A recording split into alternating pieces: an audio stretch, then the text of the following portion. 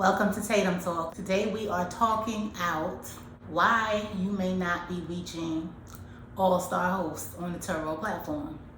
So I was really close to being able to get all-star hosts this month in October.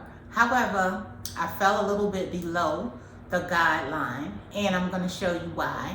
In Turo's own words, what are the benefits of becoming an all-star host? Greater visibility for your listing, priority support, no cancellation fees. This is a big one. If you're an all-star host at the time of the trip, we'll waive the cancellation fee. You'll still receive an automated cancellation review. Now see, I've had to pay a cancellation fee before. It was $50. And I didn't think it was fair at the time because their whole thing for cancellation fee is like, if it's within 24 hours, then you have to pay a fee.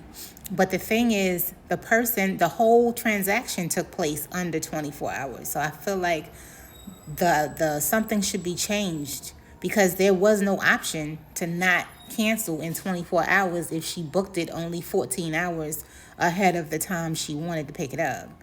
And then the other thing was, it was, she could have canceled it on her end, but because she didn't cancel, because she wasn't going to get a full refund, I was forced to cancel on my side. And so therefore I was defaulted to be the one that cancels. Therefore I was defaulted to be the one to pay the fee. 100%, $100 promo code. Oh, okay. I didn't know this was here. A gift if you maintain your status for 4 quarters in a row. Reaching all-star host is not that hard, but you do have to be dedicated, you do have to be committed, and more importantly, you have to be a planner. That may be the key to the whole plan. You get it? Got it. Good. Yes. See, I'm not a planner. I'm more of a spontaneous type of person. I don't know what I'm doing next week, yet alone 3 months from now. I don't know who these people are that know what they're doing all the way in January. Here I am in October, and I thought I was doing good because last month in September, I went on the calendar and I set my rates all the way to the end of the year. Here comes somebody yesterday, and he's booking all the way in January 21st to be exact. The 21st to the 23rd. I didn't set my rates yet for January. I didn't even look at the calendar. It didn't work for me, so I had to cancel it. And the reason why it didn't work is because I didn't like the rate that I was going to get. From Friday to Sunday, it was going to be $88, and I thought it should be more. Because I canceled him, that will definitely affect my acceptance rate. Okay, so you want to come to performance. That would be under host, performance. And these are the metrics. So response rate, very good. You want you to be at 95%. I'm at 100% because I respond to every request. Okay, this part, my acceptance rate suffers, see? 27 out of 33. Come over here and look, the next assessment is January the 15th. So they just had one. October the 15th was the last assessment, and I didn't meet the requirements. Commitment rate should be just a little bit up. 2% lower than what I should be at.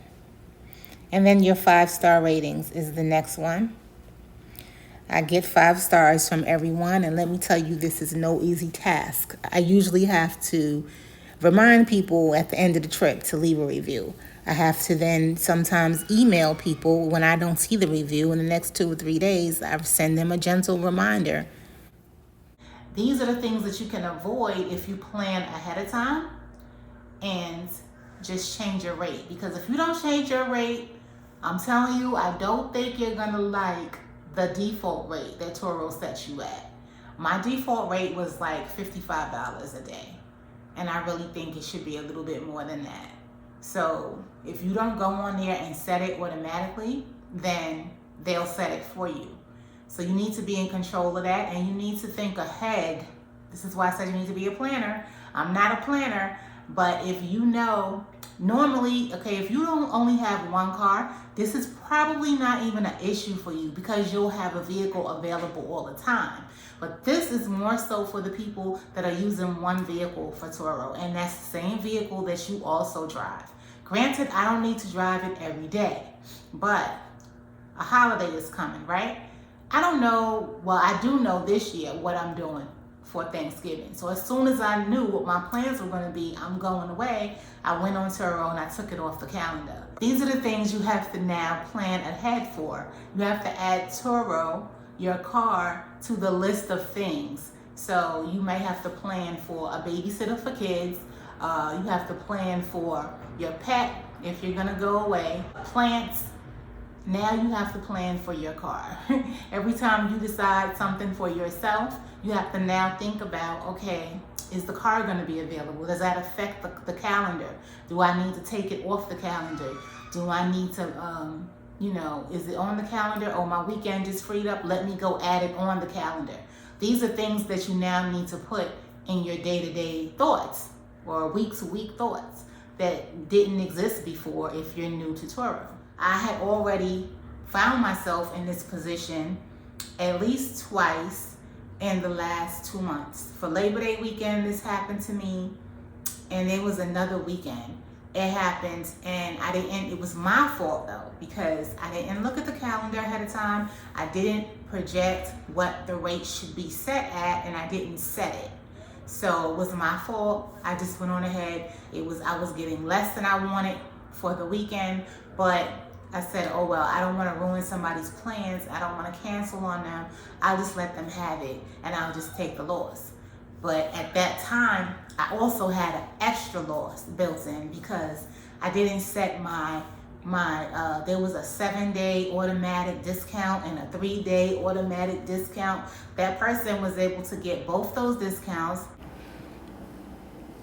Take out this 3-day discount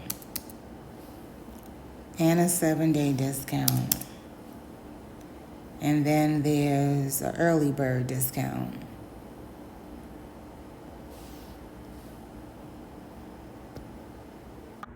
As well as the day rate was lowered. So they got 3 discounts, 3 different ways. And so I lost out that weekend.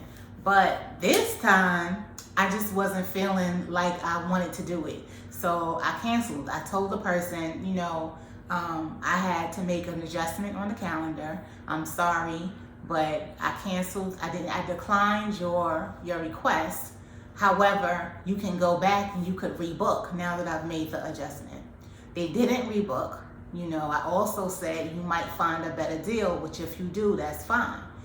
And so I think that's probably what happened. They probably went on and now found a car that was a little bit less than mine, and so they booked something else. I think I would rather that because I just remember before when I just said, oh, I'm just going to let it go. I'm just going to go ahead and rent it anyway. That was when it was a month out. As that weekend neared, I just felt like, oh man, I should have canceled it. I didn't want to have all those regretful thoughts.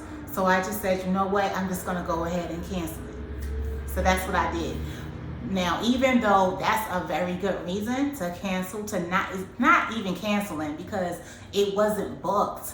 It was a request to accept or decline. So I wasn't canceling. I just didn't accept the request. Confirm or decline.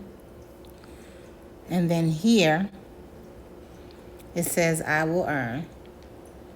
See what I'm saying? And it wasn't going to be enough. It's 2 days. It's Friday to Sunday. To me, it should have been more. Right? But that plays into your acceptance rate. So what you have to do is project your calendar further out, even further out. I thought 3 months out is good enough, but apparently further should be the case. So just try to maybe project it all the way out to 6 months if you can. Okay, this is what I must have forgotten this. Obviously, I knew about it because I said it, but now I have forgotten. So look, this is what you would do. You go into your host, then your vehicles, pick the vehicle listed, and then you want to come over here to pricing and discounts. Pricing and discounts. And this is where you have a price range. So it won't default to a number that Turo picks. Apparently, I put in, for some reason, this minimum price at 50, even though, look, they do recommend it a little bit lower than that. But the good thing is that you can change it. So that's why my day rate was at 55. So now I'm just going to put it up. So I'm going to put it at maybe 85. And then, do I have to save it somewhere? I guess it will be saved automatically. Okay, let me check it. Let me click on something else. Oh, here, save changes. Okay, now let me go back to it and see. Pricing.